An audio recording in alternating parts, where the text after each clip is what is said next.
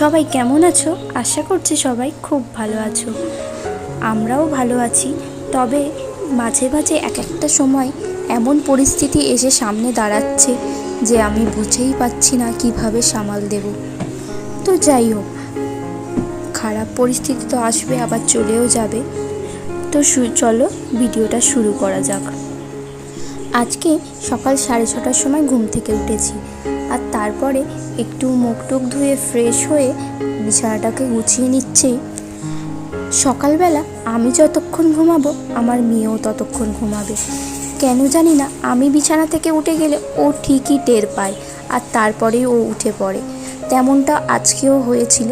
আজকে সকালবেলা উঠে আমি ফ্রেশ হতে গিয়েছি বাথরুমে, আর তখন দেখছি আমার মেয়ে উঠে গিয়েছে।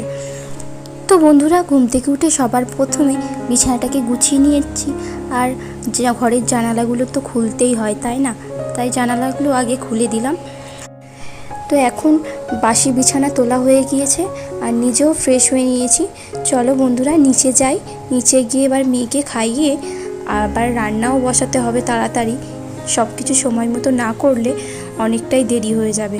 তো চলো বন্ধুরা, আর বেশি না বক বক করে চলো নিচে যাওয়া যাক। তোমরা ততক্ষণ আমার ভিডিওটা দেখতে থাকো।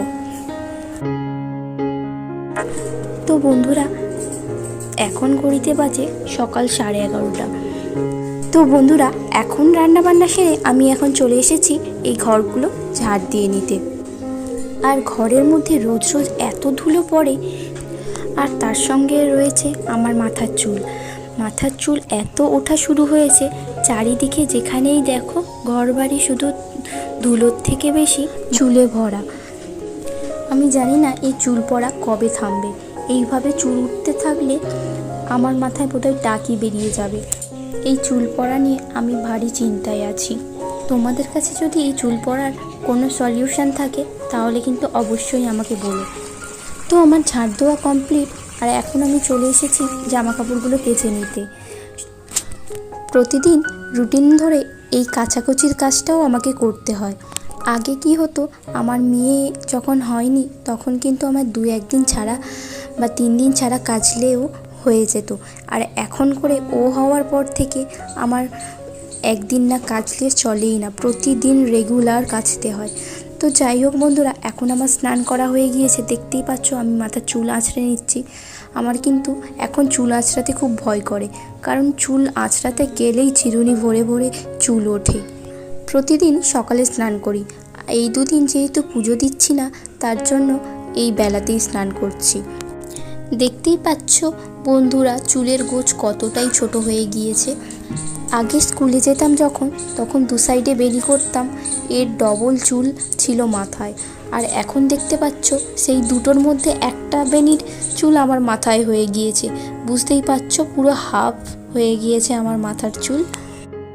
করে এলাম, আর দেখতেই পাচ্ছ পুরো ঘেমে স্নান করে গিয়েছে। স্নান করেও শান্তি নেই, আজকে যা গরম পড়েছে, প্রচণ্ড গরম। আর ছাদে তো এক মুহূর্ত থাকতে পারিনি, যার জন্য আমি ছাদে জামা কাপড় মেরেছি, এগুলো ভিডিওতে দেখাতে পারিনি। আজকে প্রচণ্ড গরম পড়েছে। তো চলো খাওয়া দাওয়া করে তারপর তোমাদের সঙ্গে দেখাচ্ছি। তো বন্ধুরা, এখন বাজে দুপুর 3:30।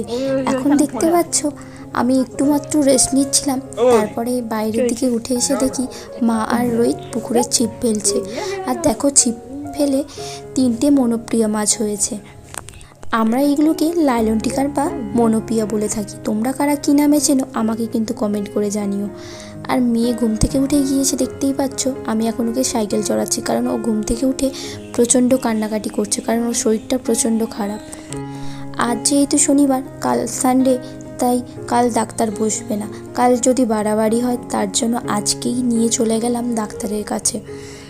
ও যেহেতু খুবই ছোট, সেরকমভাবে কিছু বলতে পারে না। তো আর বাচ্চাদের কিছু কষ্ট হলে মাদের সেটা সহ্য করা খুবই টাফ ব্যাপার, যার জন্য আর দেরি না করে এখনই নিয়ে চলে গেলাম ডক্টরের চেম্বারে। আর দেখতেই পাচ্ছ আসার সময় এই পাপড়ি চাট কিনেছিলাম। কাল সানডে রোহিতের জন্মদিন, যার জন্য একটু স্মার্ট বাজারে ঢুকেছিলাম ওর জন্য গিফট কিনতে, তখন তোলা এই ভিডিও ক্লিপ। তো চলো বন্ধুরা, আর বেশি না দেরি করে আজকের মতো ভিডিওটা এখানেই শেষ করি। আবার দেখা হবে পরের কোনো একটি ভিডিওতে। ততক্ষণে সবাই সুস্থ থেকো এবং সাবধানে থেকো। আর অবশ্যই কিন্তু আমার ভিডিও দেখতে থাকো। আজকের মতো টাটা।